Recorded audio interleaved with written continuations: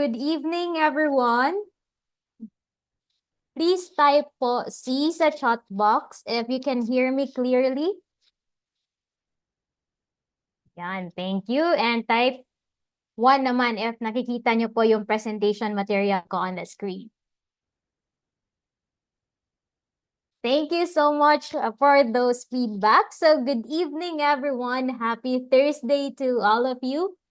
So welcome to First Metrosec Invested Learning Series. We are on the part 2 of our session. This is the 13th session na. Let me know po kung pang ilang session nyo na yung na-attend ngayon. First, second, or 13th na ba? Complete ba yung attendance nyo? Pa-chat naman po dun sa comment section. Ayun, marami. 4. We have 1. Yung first time pa lang part 2 to. Sige lang. We'll have some sort of review na lang what we have discussed on the first part of this session. Wow, we do have 12 out of 13 na session.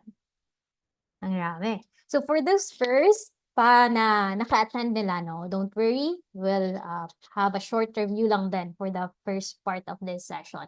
By the way, I am Munath Pangatungan, Investor Education and Development Officer of First Metro Securities. So sa hindi pa familiar sa First Metro Securities, this is the stock brokerage arm of the Metro Bank Group. And we are regulated by the Philippine Stock Exchange and as well as the Securities and Exchange Commission. And these are my licenses, which allows me to talk about the different investment solutions like bonds, stocks, UITF, and mutual fund. And our goal as First Metrosec being part of the Metro Bank Group, we are dedicated to promote financial literacy and create awareness on investment opportunities to empower individuals like you and me and even institutions to attain their financial goal. And we envision to be the largest and most trusted Philippine investment solutions partner here in our country. Okay, so to start, let me just flash this disclaimer. So, sa mga naka-attend ng first part ng Stock Market 101 session, pa-type naman po yung mga na-learn nyo, few words lang. Ano yung parang na-remember nyo talaga until this time, if ever meron man. Hopefully meron. Ayun, meron sa dividend. And those yung mga questions na hindi namin na-answer during the live session, pag na-post nyo po siya dun sa Q&A ng Zoom panel, naka-feedback na po kami. So if you have questions, I highly suggest you put it on the Q&A of the Zoom panel. Kasi pag hindi namin ma-answer lahat ng questions, we promise you that we will get back to you. We will email you directly. Kasi if you will just input it on the chat box, especially if naka-send to host, yung host or panelist lang, hindi na namin siya na-retrieve. Marami yung questions last time. So, sadly, hindi namin nakuha. And then those lang na submitted sa Q&A. So, again, for your questions during this part 2 ng session, post it in the Q&A of the Zoom panel kasi we really provide feedback on your question kung hindi namin siya ma-answer live during this webinar. So aside from dividend, we also have a risk profile. Okay. Talking about FundSmart as well. So last week, we talked about the basics of stock investing. So we defined what stock investing is, so being a part owner of a publicly listed company, and that you are actually owning a business without running the business on your own.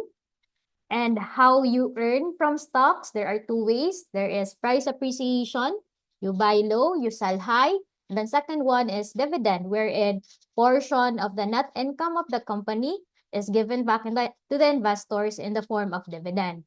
So it's subject to 10% withholding tax compared to other na mga investment like, let's say, bonds or time deposit, 20% yung withholding tax nyo. So at least makasave kayo ng 10% withholding tax if you will invest and get dividend. And then third is we actually provided ways on how to choose the right stock, which is the top-down approach, wherein you do the economic analysis, checking on the GDP, employment rate, inflation rate, and then ano ba yung current na situation ng economy natin. After that, we assess the industry, or we do industry analysis with the current situation. Is there a slowdown in the economy, or is there a recovery in the economy? So there are two industries na we have discussed last week. The first one is cyclical industries. So these are the industries na in cycle siya. So bale, kung yung market is actually recovering, yung stocks under the cyclical industry is also recovering. So parang nagme-mirror siya kung ano yung nangyayari sa market. Whereas the defensive industry are those industries na kahit there is a slowdown in the economy, alam mo na yung products and services nila ay ginagamit pa din or binibili pa din ng mga tao. So there is consistent na revenue generation for those defensive na mga industries, like under yung mga utility sector, providing electricity, water, internet connection. Diba? Kahit may slowdown ng economy, kailangan pa din natin may kuryente, may tubig, and also need din natin may internet. Kagaya nito, kailangan natin may internet para makadala tayo ng webinar and to gain more mga learnings. So aside from the utility, those also under sa mga hospitals, and also yung consumer staples, yung mga need talaga natin. So now, we will proceed with the last three topics, which is understanding the risk and volatility, myths in stock investing, and how to know if we are ready to invest. Are you ready? Type R if you are ready for the last three na topics to discuss. Okay, thank you for that feedback.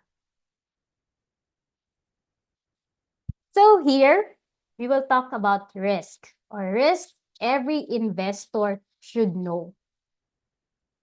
So ngayon, may na-think ba kayo na ano ba yung mga risk na dapat nating malaman? No, na nakaka-apekto sa atin kung mag-invest tayo sa stocks.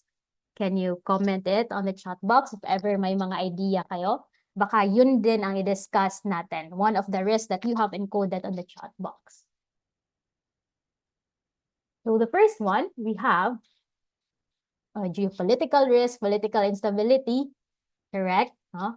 That is very timely sa mga na-experience natin ngayon. So let's define risk first. So it is the probability that our investment's expected return will actually deviate from the actual return. So yung expected natin, 7% yung return ng investment natin, ngayon bubaba na siya to 5% or just 6% because of the current situation that we are experiencing. So understanding the risk allow us to stay calm despite these challenging times. No? The Middle East conflict, the political instability. Pointed dito sa chat, yung events like Iran. So last week, we have discussed the advantages of investing stock, why is it good? But it's also better na we balance it by knowing the risk involved in investing. Because we should not ignore the risk.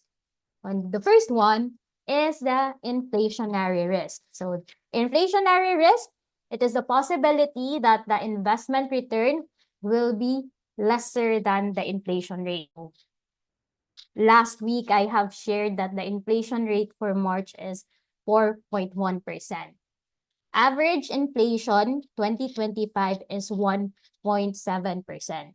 So yung goal natin for the investment is to have return higher than the inflation rate na, let's say, if based lang sa average last year, 1.7.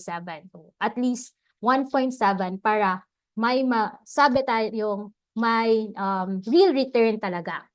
So the risk that the value of our money in real terms will be less than the purchasing power of your original investment. May sinasabi tayo dito, real return and nominal return. So yung sa nominal return, we still deduct the taxes and as well as yung sa inflation rate. Yung sa once we deduct the inflation rate and as well as yung taxes, yan na yung real return natin. So yung goal natin is to have positive real return. And then there are actually two types po of inflation risk. The first one is the demand inflation risk. This risk arises due to the increase sa prices of goods and services, which result from the excess of the demand over the supply. So mas mataas yung demand compared sa supply. That's why there is demand inflation risk. On the other hand, may tinatawag tayong cost or supply inflation risk. This arises due to the sustained increase in the prices of goods and services. So sa current inflation risk na encounter natin, is it demand inflation risk or supply inflation risk? Kindly type S or D.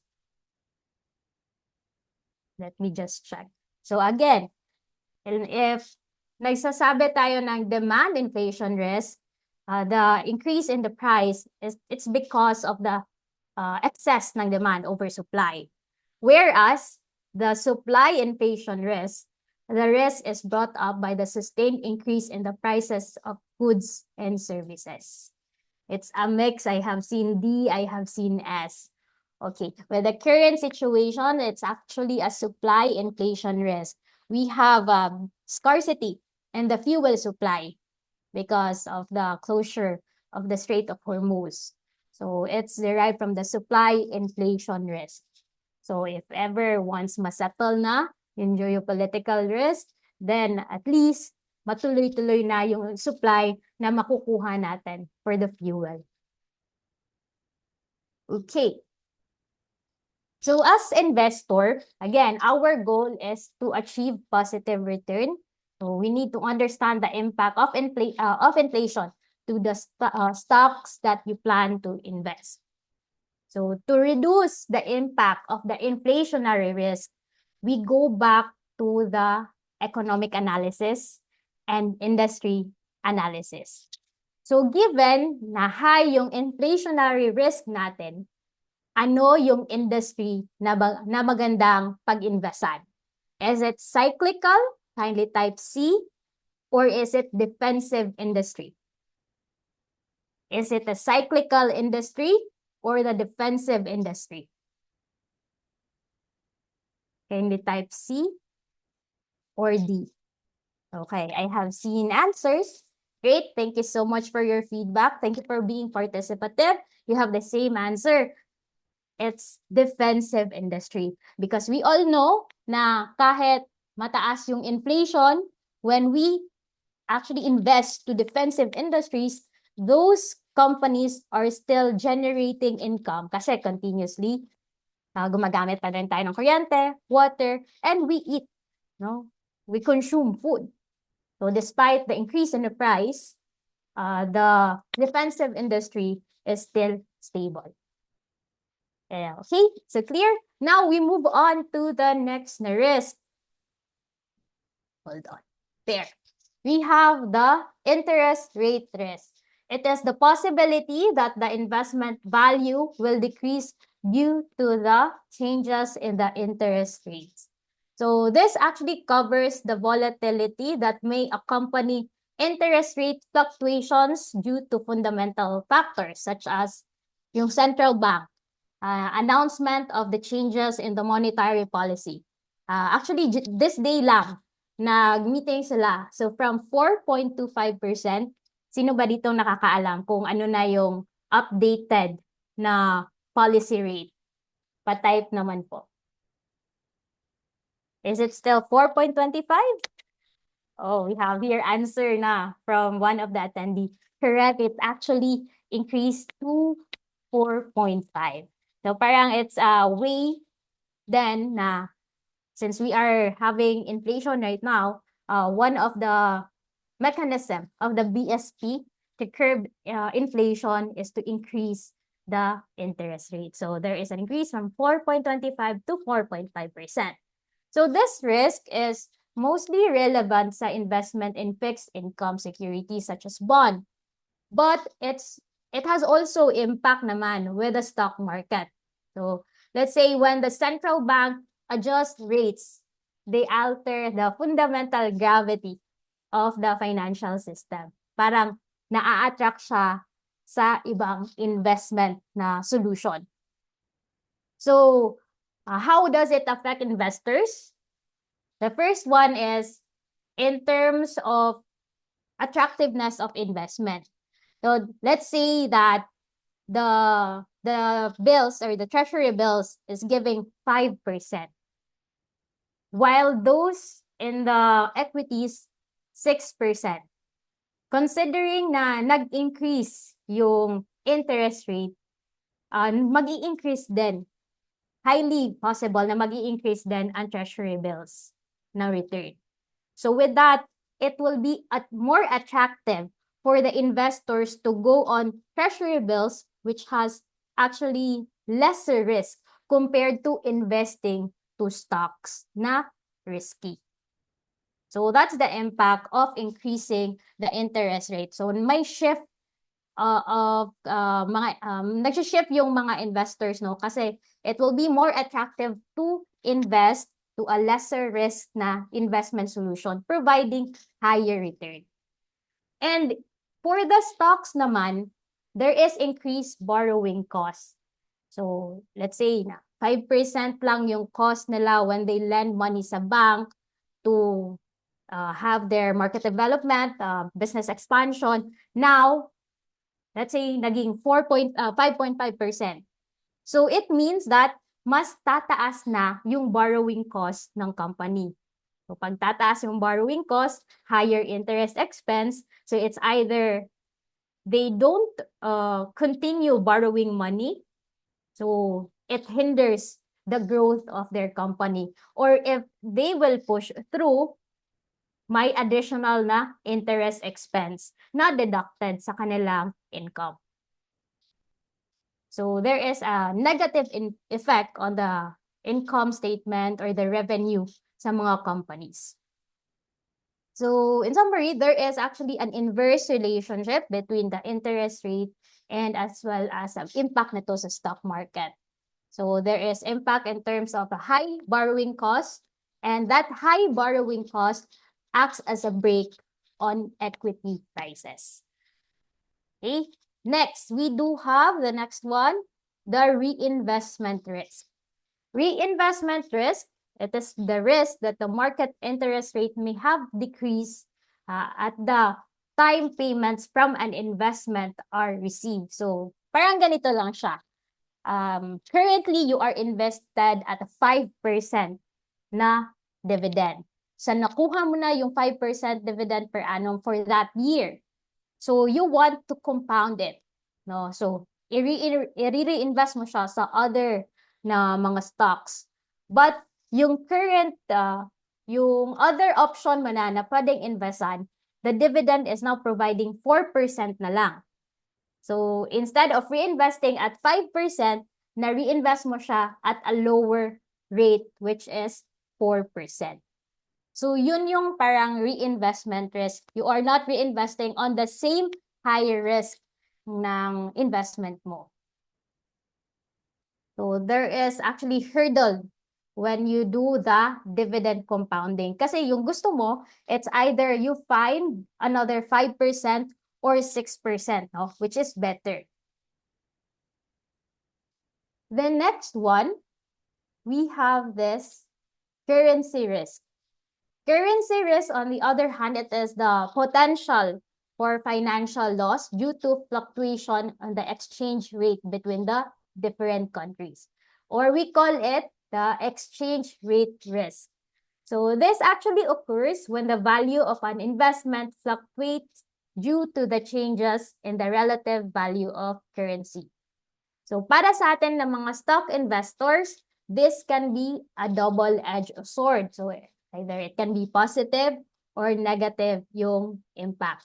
So let's say when you invest in a foreign stock or fund that holds international assets, your returns are actually calculated in two steps, or the performance of your stocks or the funds itself. So let's say if you buy a US listed na stocks, it gains 10%. But then the US dollar weakens against your local currency by 5%. So now your actual return or net return when converted back to your original currency is only about 5%. So conversely, if the US dollar strengthens, your gains are amplified. So for the emerging market sensitivity, currency risk is more pronounced sa emerging markets like sa atin, Philippines. Let's say kasi we are foreign investment-led na country. So if a country's currency begins to devalue rapidly, so yung mga international investors often pull their capital out, no, to avoid further na mga loss. So this mass exit leads to a sell-off in the local stock market. So paglabas ng mga foreign investors, yun, babagsak yung stock market.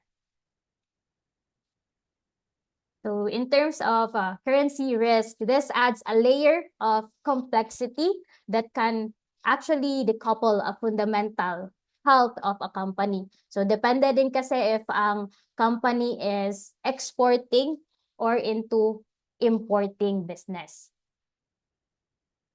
And then let's have the next risk. We call it the market risk. This is a combination sa inflationary risk, interest rate risk, reinvestment risk, and currency risk, but within the same na country. Whereas, itong country risk, para din siyang combination of all the market risk, covering inflationary risk, interest rate risk, reinvestment risk, currency risk, pero exposed to other countries. So especially if you are investing outside the Philippines, that you are exposed to country risk. Aside from that, we also have this liquidity risk. Yung liquidity risk, it is the possibility that investor will not be able to convert investment into cash easily. So possible to if ever low lang yung volume sa certain stocks. Walang masyadong buyers, walang masyadong sellers. And then we have also credit risk. So credit risk, it is the possibility that the borrower or issuer will not be able to pay interest and give back the principal. So talking about mga company, no, publicly listed company na may high debt equity ratio, tingnan nyo po yung healthy debt equity ratio if it's between 0.5 to 1.5. Or pwede din in comparison with other companies in the same industry para ma-compare nyo if on the average lang ba siya or higher siya versus the other companies. But you can use for now a debt equity ratio na healthy, it's between 0.5 to 1.5. Kasi pag nag-default yung issuer or yung stock, ang priority talaga na babayaran is yung nautangan niya, and then followed by the preferred stock, and last na yung common stocks. And then the last one is the operational risk. It is the risk of the loss resulting from the inadequate or failed na mga internal processes, people, policies, and system ng isang business. So if mapapansin nyo po, yung first 6 na na-present ko na risk, it's more on macroeconomic at lahat ng companies or industries na may impact wherein the liquidity, credit risk, and operational risk, this is specific sa mga company lang. So now we're done with the risk.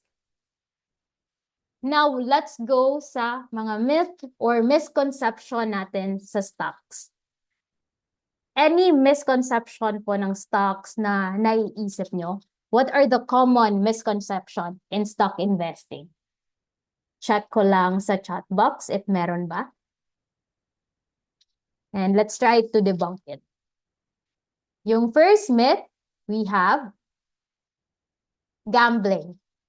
Agree or disagree? Type A, easy money. Okay. Do you agree with gambling? Is it agree or disagree? Na para lang daw sa mga mayayaman ang investing. And so I guess disagree. Meron nag-agree. Okay. So mostly nag-answer and disagree. Sa gambling kasi, wala siyang basis. Whereas, sa investing, you can check the financial statement, the growth of the company, is there future growth sa company? Sa gambling, wala. It's either maswerte ka or hindi. Where there is no, wala kang gagawin na pag-iisip when you do the gambling. Second myth, you have to watch the screen all day.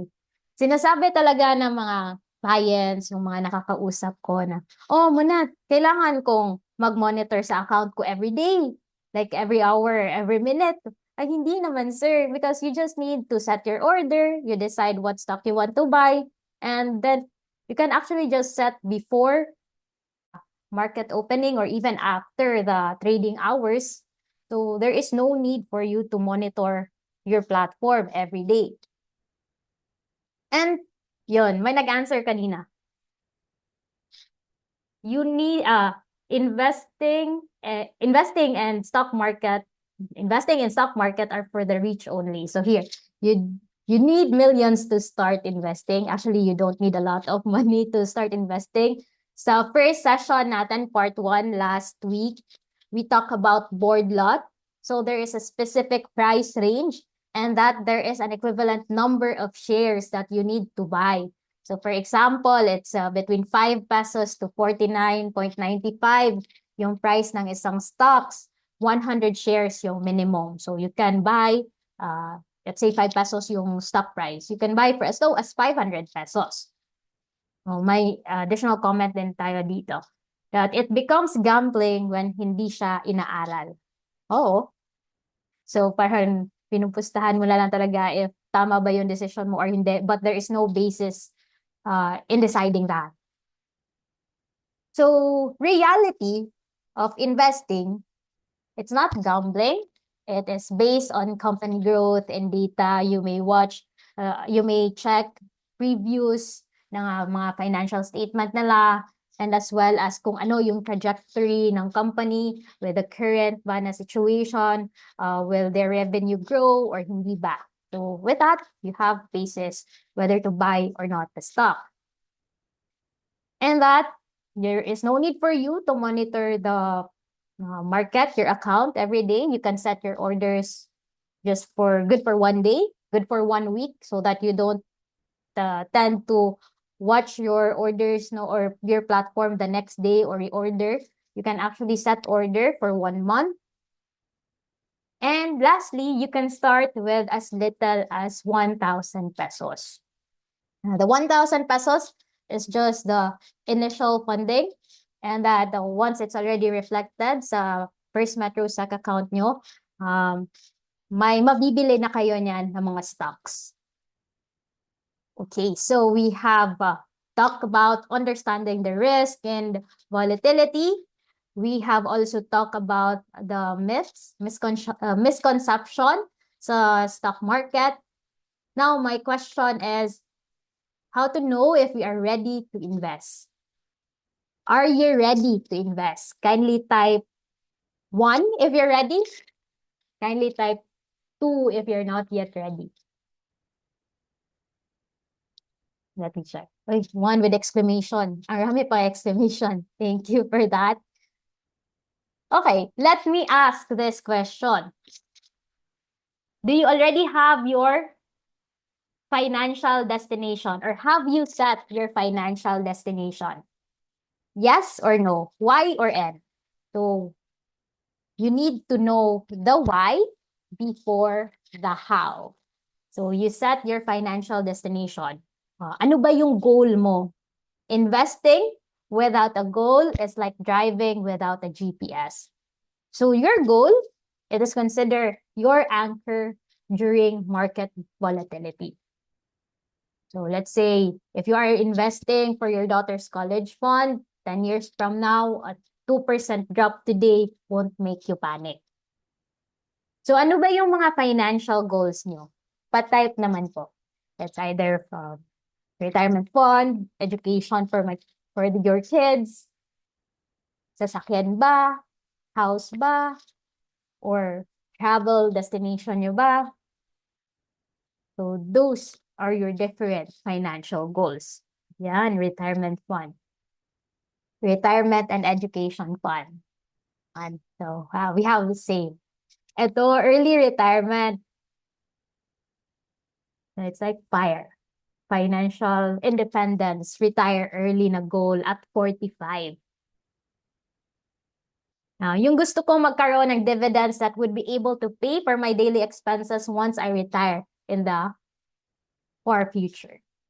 Passive income wealth. Okay, so now you already have this why, yung financial destination nyo.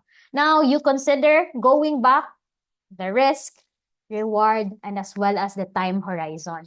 The farther you go up, the higher the return. The farther you go to the right, the higher the risk, and the longer the time horizon. Money market, this is for short term. Bonds and as well as stocks, this is for medium to long term. So these two are for your growth fund. So you need to combine your financial goal, consider your risk, reward, and as well as time. So it's like balancing act to achieve your financial goals.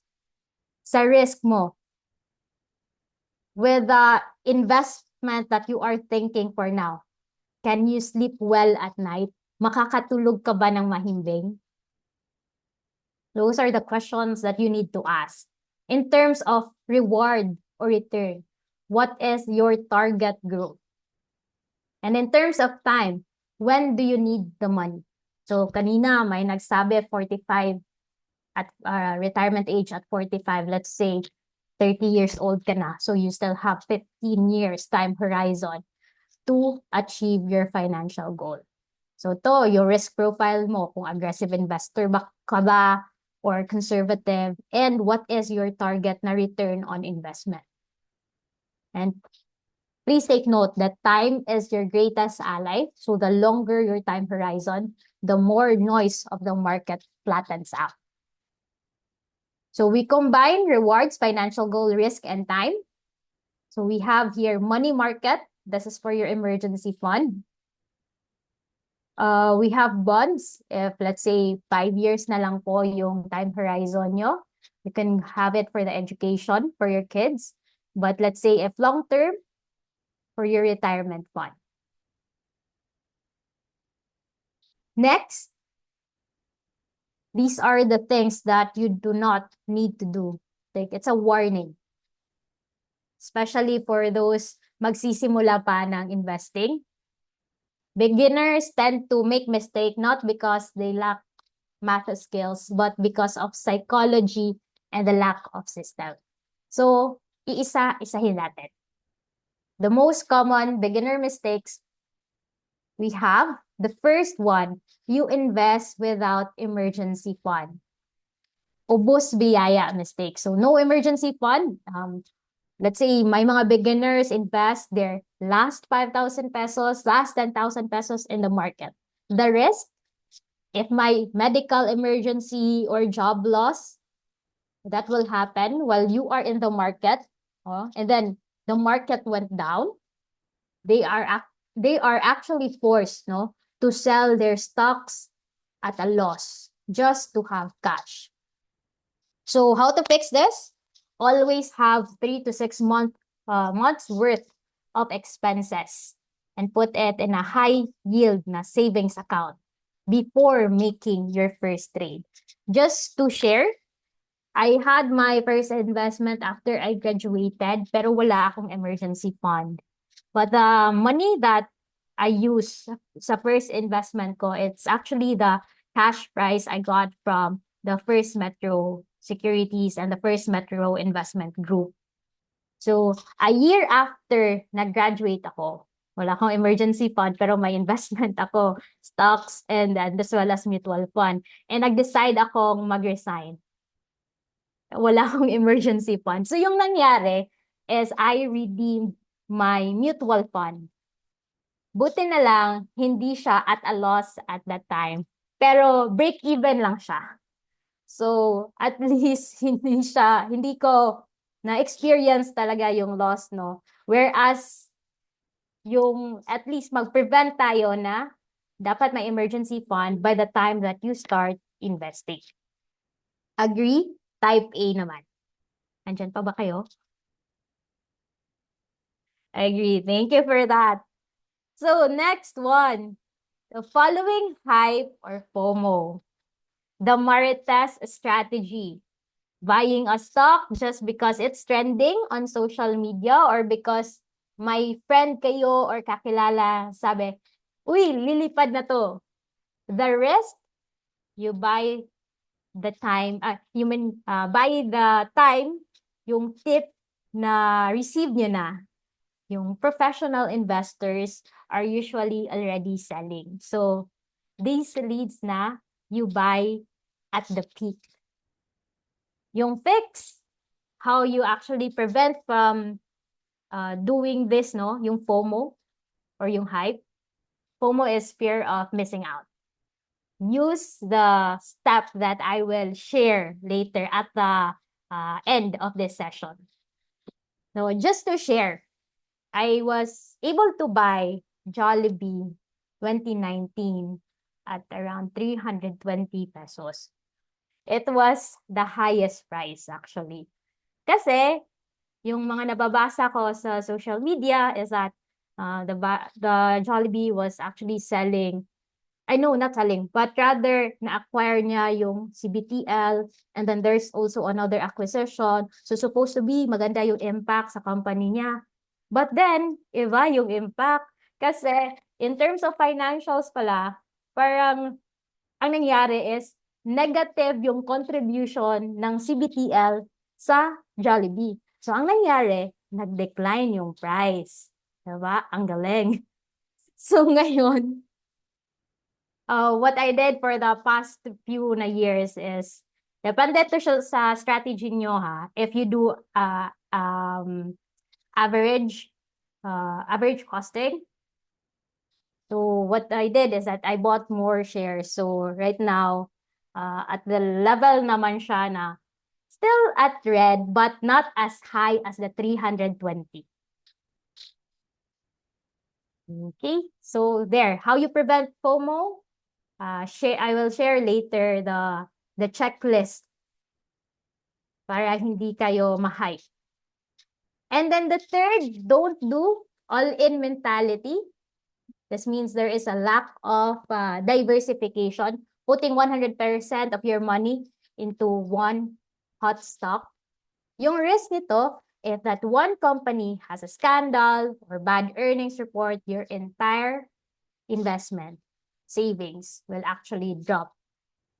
How you fix it? You may actually start with REITs, the Real Estate Investment Trust, or the exchange traded fund, the First Metro Exchange Traded Fund, wherein you are not invested on one company lang. You are indirectly investing sa mga blue chip companies. So this gives you instant diversification. Fourth is the emotional panic selling. So beginners often check their platform every hour, let's say Let's say mga every minute siguro. So when they see a drop of 2%, napapanic sila, nagsisell sila. So yung risk dito, they turn their paper loss into realized loss. Kahit temporary dip lang siya. The fix here is, remember, the 20-year or 10-year average, the market is really fluctuating in the short term, but generally it's up on the long term. And especially if you do peso cost averaging, now, even though the market is up or the market is down, you continuously invest. The fifth one is ignoring the boring na blue chips. Yung part ng PSEI. So, many beginners find stable companies like SM, Ayala, BDO boring because they don't double their price overnight. So, they look for those penny stocks or mga speculative na mga companies. Yung risk, these speculative stocks are highly volatile and oftentimes close to zero. Yung fix nito, you build a core portfolio of stable blue chips first. So they might be boring, but they are the ones that pay consistent dividends. So they have already overcome years of mga downturns in the market. And lastly, forgetting the cost. So yung friction. Not realizing that every buy and sell has a small commission and tax. If you remember, I've shared last week na yung buy and sell, total transaction cost, it's 0.6912. So if you do overtrading, you have multiple then mga transaction costs. And oftentimes, may tendency ka pang malilimutan mo na i-deduct yung transaction cost on your gain. I even encountered a client na he is really into trading every day. And then I asked him na, "Sir, why is it that you are only trading one stock? But it seems like you are buying, let's say he was buying at 10 pesos and then still selling it at 10 pesos. Did you forget the cost involved on the trading?" And then actually he reviewed the transaction history and then he realized na, oo, nakalimutan ko yung transaction cost. So please don't forget the transaction cost whenever you buy and sell stocks. It's 0.6912. How you fix it? It's either you go for a buy and hold or buy and add strategy, or gusto nyo talaga mag-trading, huwag nyong kalimutan to deduct the transaction cost. May isang client din ako na nagsasabi niya, his goal is actually to sell stocks kahit 1% lang because he know that kahit 1% yung pag-sell niya ng stock, may around 0.3% siya na gain every trade. Okay, I hope it's clear. And as promised, these are the things that you need to consider before investing. So there is meaning on the word invest, and it's like your checklist. So the first one is letter I. We'll discuss it earlier, your intent or goal setting. Before you click buy, ask yourself, what is the money for? Is it short-term goal? Travel ba, pang-gadget mo? Or is it a long-term goal? For retirement ba or for your children's education? Again, your intent will actually dictate your timeline and choice of stock. Personally, I like to have an account na for long-term and another account na for short-term. Para hindi ka ma-confuse that that trading transaction of yours is intended for long-term trading, long-term investing, whereas yung itong transaction mo is for short-term na trading. So it's better to separate para hindi ma-mix yung purpose of each investment. So I is for intent or your goal setting. And then N is referring to the numbers. Check your financial health. Check your balance sheet. Hindi lang yung balance sheet ng company, but your balance sheet. Going back again, do you have emergency fund? Do you have 3 to 6 months of your monthly expenses that is set aside on top of your investment? Do you have enough cleared funds in your account to cover the stock price plus yung commission? Also, have you considered or checked the board lot? Ano ba yung minimum number of shares required to buy the specific stock? And then V is the verification. This is where the due diligence that you will actually do for a certain stock. This is where the top-down approach will be implemented as well. Again, don't buy based on the tips or hype.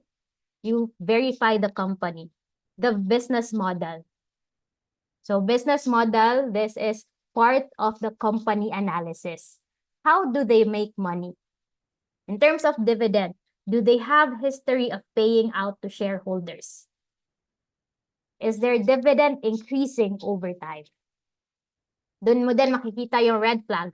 Are there consistent losses or massive debts or utang? So simply application of the top-down approach, the economic analysis, industry analysis, and the company analysis. Next, after considering kung ano na yung stocks na bibilhin nyo, you also need to have an exit strategy. So every entry point needs an exit. So decide that price points before you trade. This is very crucial, especially for mga short-term na investor, mga active traders. You have the target price, at what price that you will take profit. Ano ba yung percentage na gusto nyo mag-gain? 10%, 15, 20%? And then at what point will you admit that you were wrong and you need to sell to protect your capital?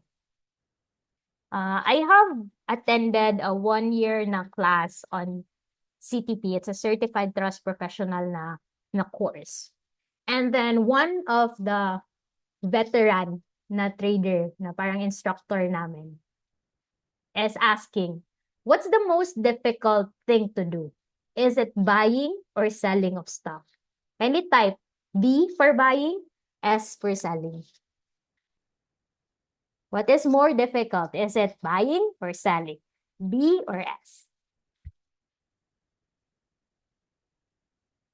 Wala, ang galing. Pareho kayo ng answer. When I was asked at that time, parang nag-iisip pa talaga, ano kaya no? Kasi kung buying, madali naman mag-buy.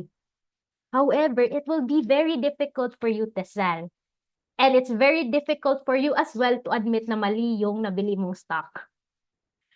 So, yes, wow, congratulations to those who answered. Majority, they answered sell. And actually, it's true. Because, again, it's, you need to have an exit point, especially for the active na mga traders, to take profit. And when the stock is actually decreasing in price, at what certain percentage willing kang mag-take ng loss mo? Is it okay for you to take a loss at 10%, 15%? By the time you sell it at 15% na loss, of course, you need to find another na stock that will actually compensate the loss of your previous na stock. But then it's also another risk, which is a reinvestment risk.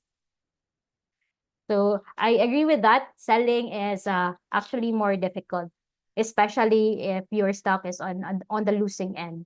Kasi you are still hoping that the stock price will recover, but then the stock price dropped by like 50%, 60%. When the stock price dropped by 50%, the next trade that you need to do is you need to double your investment para ma-cope mo or even break even lang yung previous na loss mo. So, the earlier you realize na mali yung nabiling stock mo, the easier for you to actually regain the loss of your previous na investment. Yun siya. I hope it was clear. And then letter S, we have the size or the position sizing. You need to manage your eggs and as well as baskets. You need never put 100% of your portfolio into one stock. We have this like rule, the 10% rule. A good beginner practice is to limit any single stock to no more than 10% of your total investment. Like a rule of thumb, but then this is not hard. You can actually adjust it based on your own risk. And then last one is the time time horizon or the timeline. It matches the stock's character to your patience. So for short term, you need to use this like mga technical indicators, but technical indicators, these are actually being discussed during the Guided Investors Fearless Trader na session namin with Sir Aaron. And then for long term, are you looking for fundamental growth and the company's 5-year outlook? So with First Metro Sec na research report, usually it's about 1 to 2 years siya na forecast. So again, you can use this as the final check slide before you execute your first trade on the platform. So if ever okay siya sa lahat, your intent, numbers, verification, exit strategy, size, and time horizon, that is the time that you can start investing. So before you confirm that order, run the invest checklist. So if you don't have an intent or if your numbers don't include your emergency fund, you wait. We want you to be a successful na investor, not just a one-time trader. So should you consider opening a First Metro Sec account? Just download the app. This is for the individual na mga investors. But you can actually open for your daughter, son, yung mga child nyo, entrust for account, even a joint account up to 4 individuals. You can have a family account. may client na ko na 4 yung account holders ng account nila kasi meron yung father, mother, tapos yung dalawang anak nila. So, alam, cute lang na may family investment account sila and that they also trade with that account as well. So in terms of the requirements, we have government issued ID, proof of residence, proof of bank account, 1,000 initial funding, and then the 3 specimen signature. There is no maintaining balance. Once you have your First Metro Sec account, this 1,000 initial funding can be your buying power na, whether you will invest sa stocks, sa mga funds na available. And please don't forget to indicate the seminar code na April 23. So that we will know that you came from this webinar. So once you open your First Metro Sec account, please do note we have 3 different platforms. We have the First Metro Sec Go na app. We have the My platform. This is suitable sa mga beginner na traders, investors. But once you are considered active investors, you are trading at least 100,000 per month. 100,000, it's already the total transaction amount, buying and selling. Or if you have invested sa fund, a total of 200,000. So every year, not every year, but rather every month, ni-reassess siya if you are still eligible for the next na pro eligibility for that month. So there, once you have a First Metro Sec na active account, how you execute your trade sa First Metro Sec na website, you just need to click trade. Tapos indicate the ticker code or the company code. And then indicate the volume as well as the price. In terms for the expiry, you can choose whether good for 1 day na order, 1 week, or 1 month, GTW or GTM. And then here, yung default is normal. However, if may stocks kayo na hindi abot sa board lot, That's what we call odd lot. So drop down nyo lang to and choose odd lot. Iba po yung prices ng stocks on the odd lot market versus sa normal na market. And lastly, you can set your type of order. For now, I suggest you go for limit order wherein you input one price that you want to target for buying and selling the stock. So again, with this, you need to check ano ba yung bid price or the buyer's price, ask price or the seller's price. Makikita nyo dito, ask volume or the selling volume. Kung magkano ba yung number of shares that is willing to be sold by the seller. Whereas ito, the number of ask, it is referring to the number of sellers. And the number of bid is the number of buyers. So kung gusto nyong malaman kung ano yung current price ng stocks, it's here, 100.5. If you want to determine na may high chance na mag-match yung buying order nyo, tingnan nyo po yung nasa first row na best ask price. So again, best ask price or best selling price yung titingnan nyo kung gusto nyong bumili. Kung gusto nyo namang magbenta dito sa best bids price or best buyer's price. So once na-set nyo na ang details dito, should be transaction cost, the transaction amount should reflect here, and as well as the breakdown for the charges, and then you just click buy and indicate your password. So once nag-match yung order nyo, it will reflect on your stocks na portfolio. And then if you have funds, makikita nyo din po dito. And for the bonds, it's also here. So it's a diversified na investment. One First Metro SAC account wherein you can invest already for your conservative na investment, money market, bonds, and as well as stocks. And if you want to explore those funds outside the Philippines, we do have UITF and mutual fund. There's a US market ba or sa Asia Pacific, but it's managed by our different fund partners. Hindi siya direct equity investment unlike sa stocks. So here stocks and then funds and as well as bonds. So we have talked about understanding the risk in investing, the myths in stock investing, and as well as I have shared the checklist before investing. Let me just reiterate it. So invest, I for your intent or the goal setting, and for the numbers or your financial health, V for the verification or the way you do due diligence for the how you choose the stocks, the top-down approach. E for the exit strategy, at what price would you like to sell? And then S for the size or position sizing. The rule of thumb, not more than 10% of your whole na transaction. No? And then T for the timeline or the time horizon. So before you execute on the platform, they must pass the invest test.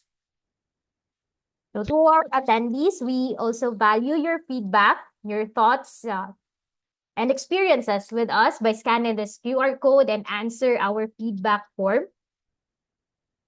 Link will also be provided by our chat moderator. This is actually more than just a feedback form. So your input is essential in helping us improve our services and better meet your needs.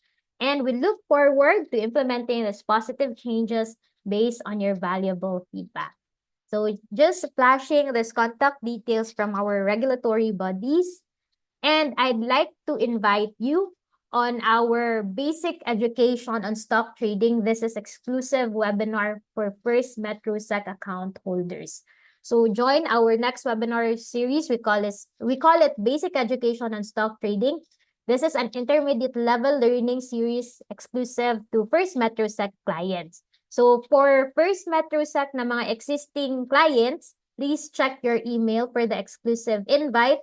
And for those wala pang First Metrosec account, you just need to open a First Metrosec account either sa website, sa mobile application. You just download via Google Play Store or Apple Store. So once done, kindly email us at events@firstmetrosec.com.ph with your account code, and our marketing team will send you the access link. So we hope to see you on our next na mga session, that is on April 28th, April 30, and then May 5. So you still have less than a week to complete the account opening process. I will also show my contact details or QR code so that I can personally assist you during the account opening process. And we'd like to invite you, if ever you have company, organization, school, or academic institution that would like to have in personal finance and investment literacy na mga sessions, we can provide it for free. So just email us at marketeducation@firstmetrosec.com.ph. And now we are going to answer the questions. I'll just try to check kung ano yung questions dito sa chat box kasi usually pag nasa chat box, hindi na namin ito na-retrieve after the session. So if you are still, or if you will ask question, please post it sa Q&A ng Zoom panel. So how many stocks or funds is advisable for diversification? So going back to the size na kanina, at least 10% for your trade. In terms of the number, I suggest konti lang muna. About 3 to 5 para matutunan nyo kung ano yung stock or ano yung fund na in-invest nyo. Kasi kung mas marami, parang over-diversified siya, yung tendency is that you cannot monitor the stock, you cannot actually study the stock well, study the fund well. So start muna 3 to 5. And personally, gusto ko din ng mas konti yung stock para easier lang din sa pag-assess if the stock is good or hindi. And in terms of monitoring your portfolio. Pero depende din. Kasi may mga clients kami na they have about 30 stocks. So parang index na yung portfolio nila. But they like it that way. So parang, okay. So that's your own investment if saan ka masaya. But then, suggestion lang, you start with 3 to 5. If hindi ka naman nahihirapan with the 30 stocks, and if you are earning with that, then that is the system that you have already established. Next question. Okay, can you repeat the risk one last time? Let me just go back to the risk. Ito lahat na lang. We do have inflationary risk, interest risk, reinvestment risk, currency risk, market risk. The market risk, it's like combination pa din siya nito. And then the country risk, it's like combination nitong 5 but outside your domestic na country. So let me just go back. Tingnan natin. Dito tapos na. So okay, so we have here questions sa chat box. With a low income, is it alright to be investing twice a year, like a gap of approximately 6 months of funding the investment account? Or would you advise to invest with a low gap as much as possible? Okay, so if you have already established your emergency fund, kahit semi-annual investment, it's okay. At least you have started. Because once it's already parang embedded na sa'yo na mag-consistent na mag-invest, parang hinahanap mo na tataasan mo pa yung investment frequency mo. So it goes back pa din naman if may extra money ka ba for your investment. Pero pwede din naman na you go back with your budgeting, assuming na okay na yung emergency fund mo. You start with just 5% or 10% of your income, you put it in your investment. But I would suggest consistent, like monthly, para maging habit mo na siya. But if for now, yung capability mo pa is 6 months, it's okay. But by the time that your earnings are increasing, don't forget to increase the frequency as well. And the good thing is that you have started. Kaysa later ka pa mag-start. Okay. For the questions, please, sa chat box, not on the chat box, dun kayo po sa Q&A. In case kasi if ever hindi namin ma-answer yung mga questions nyo, promise, I'll get back to you. I have emailed our clients actually for those hindi namin na-answer. Here. So, there are also clients na nag-post sa Q&A pero naka-anonymous. So, hindi ko sila mababalikan kasi walang email address that I can send to their questions. So, I still have about 3 questions I haven't answered last week. First one is, why are there times during the pre-close market time, 2:50 to 3 p.m., when my buy orders are rejected, even though the price I use is the close price? Should I use the last price instead during this time? So 2:50 to 2:59, it's the market runoff. This is where the remaining orders are matched at a fixed na price determined during the market pre-close. So if you have access First Metrosec Go or the Pro na platform, you can check their projected closing price. So you can use that as a guide as to what will be your price for the buying and selling para high yung chance na ma-match yung order nyo. And then, is there a display feature to enable dark mode? If not, I hope First Metrosec will consider. So earlier, I showed 3 na platform. We have the Go sa app, the My na platform, and then the Pro.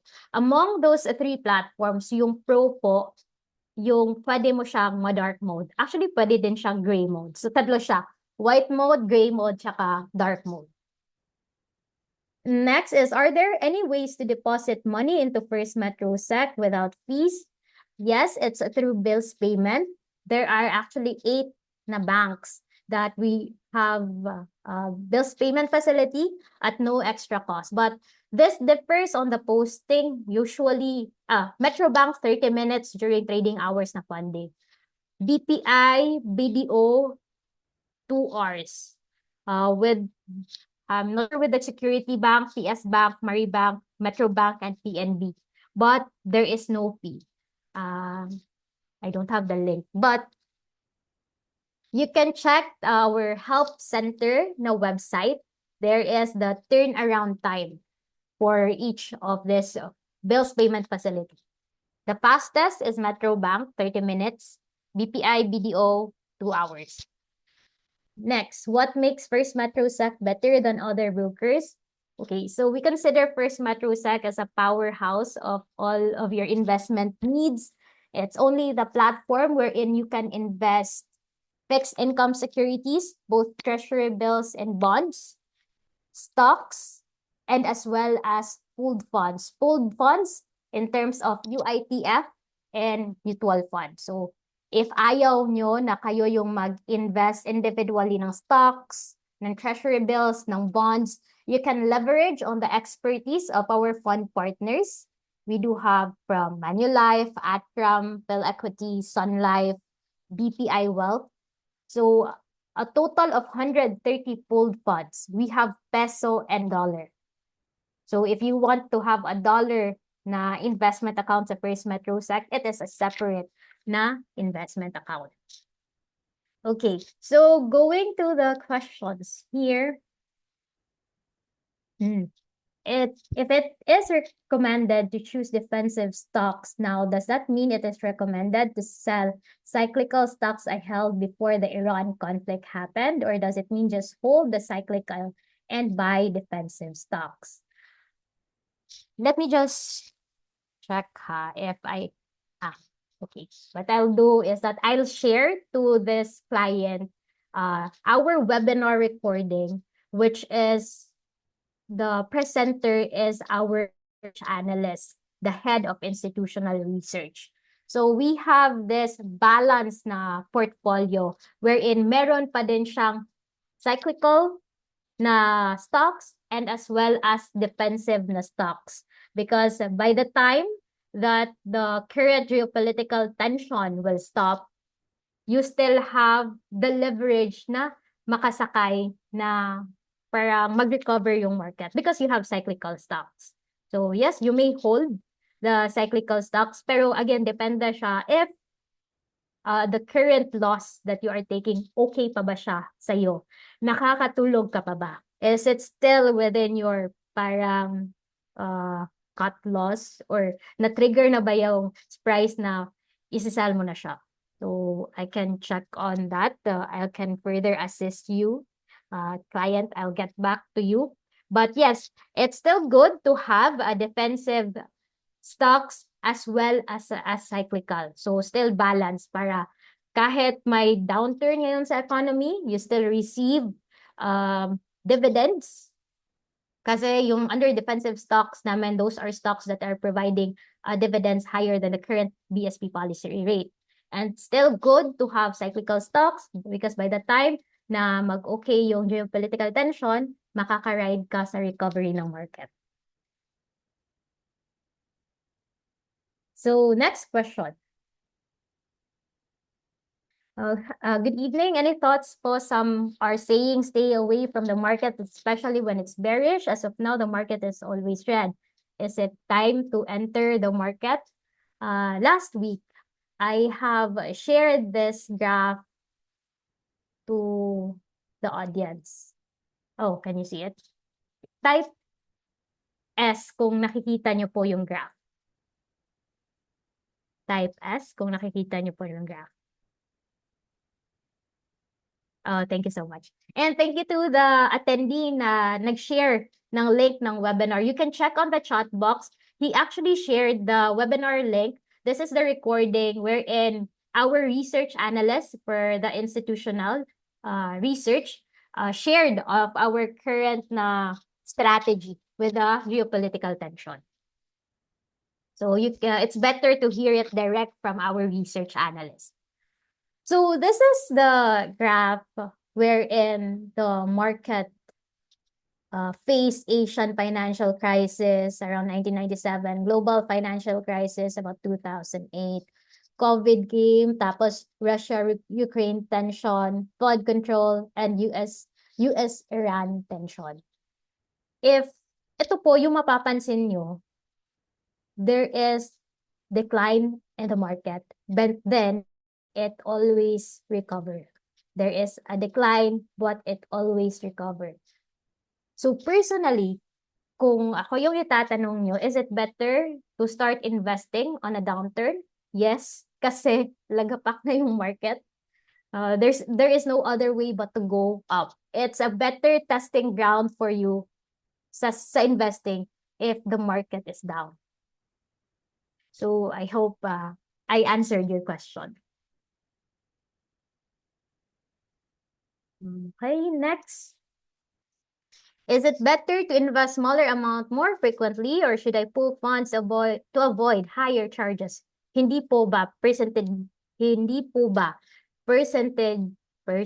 based naman ang charges? Okay. So same lang siya. Kahit you invest big amount or small amount, the cost is still 0.2956% when you buy at saka 0.3956% when you sell. So correct, it's percentage based. So it doesn't matter kung malaki yung ina-invest nyo or maliit.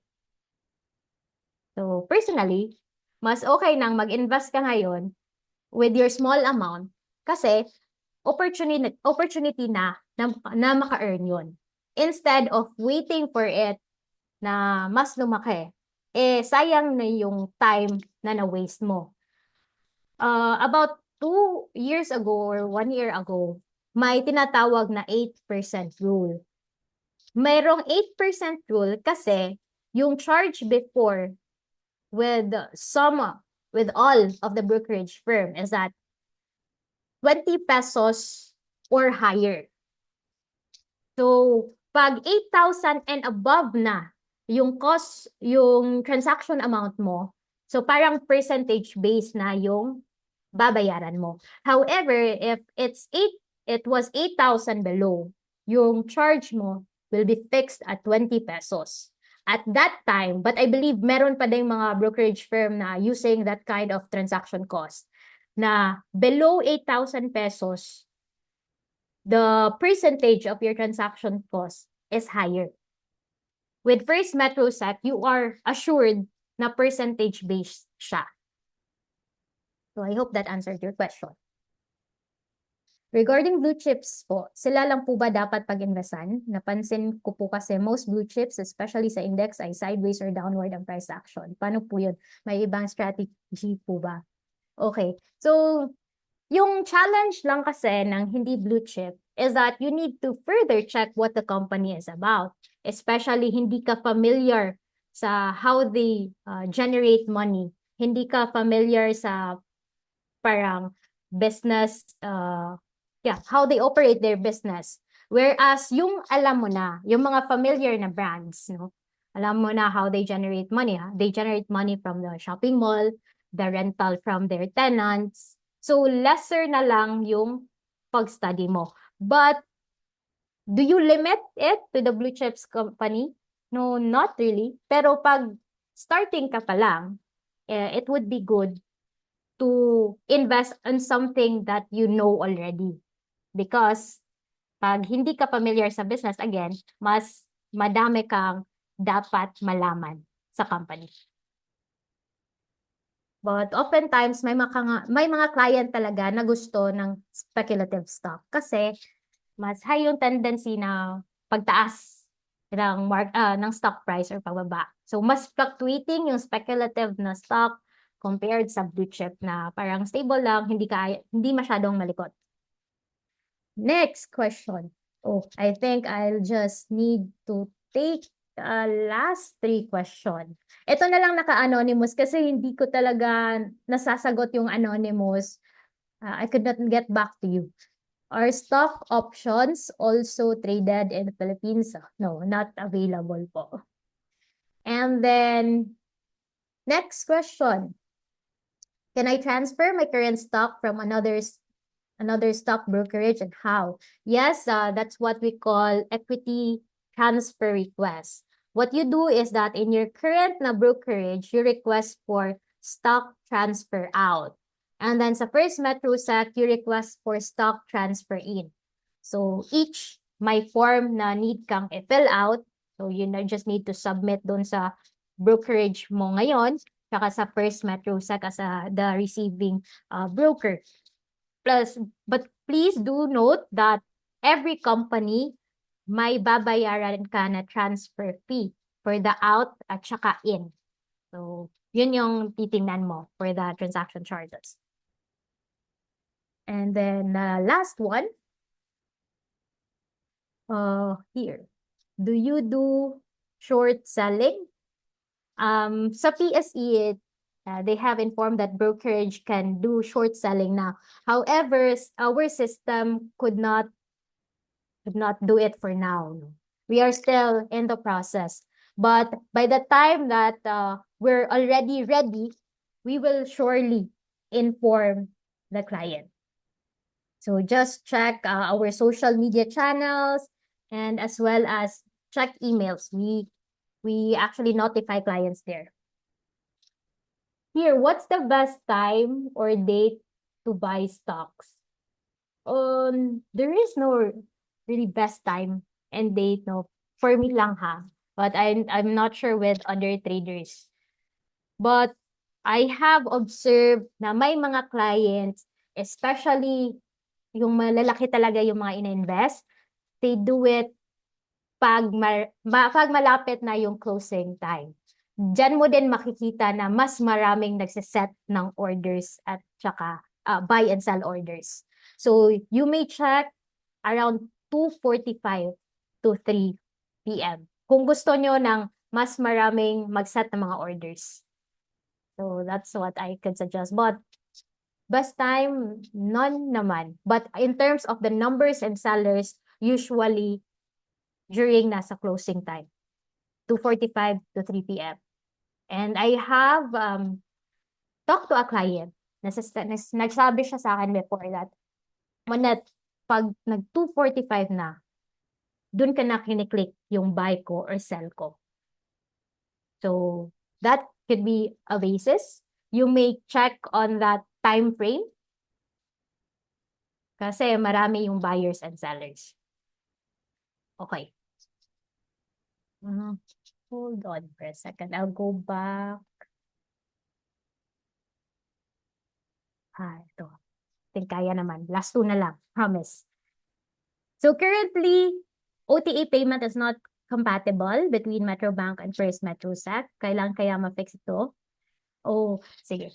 For now, not yet implemented or activated yung new account codes with Metrobank. But hopefully soon, we may notify you niya.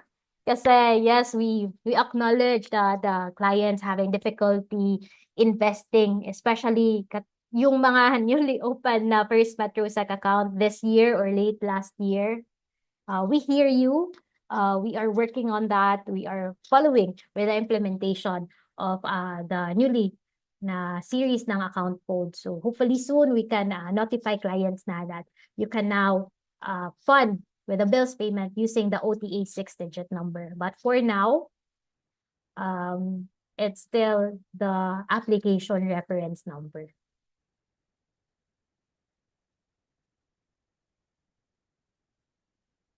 Okay, so regarding defensive strategy, again, I would suggest that you check our recording that has been shared by one of the attendees.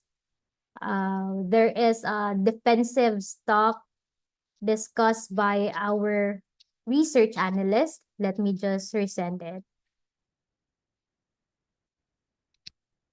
I think I can remember Pure Gold under the defensive strategy, aside from Meralco and Maynilad.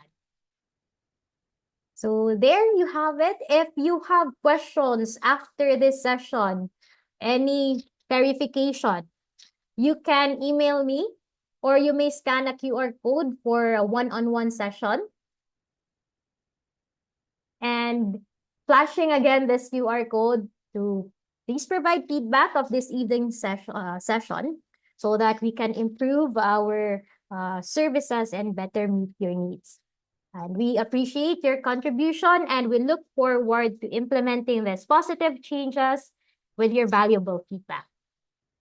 So there you have it, guys. Once again, on behalf of First Metro Securities Brokerage Corporation, I would like to express our deepest gratitude for those who have attended tonight and stayed until the end of the session. So it's truly an evening well spent, and we sincerely hope that you have learned a lot and that these insights and lessons will make your investment journey not just more enjoyable, but also more profitable. So we will see you at the next stop of the next journey. Again, the next journey is only exclusive to First Metrosec client. That is basic education on stock trading. You still have less than a week to activate your First Metrosec account. Email events@firstmetrosec.com.ph once you have an activated First Metrosec account so that invitation link will be sent to you. Okay, so we'll see you again at the next stop of the journey because over here at First Metro Securities, we put your future first. Have a great evening, everyone. Keep safe. Bye.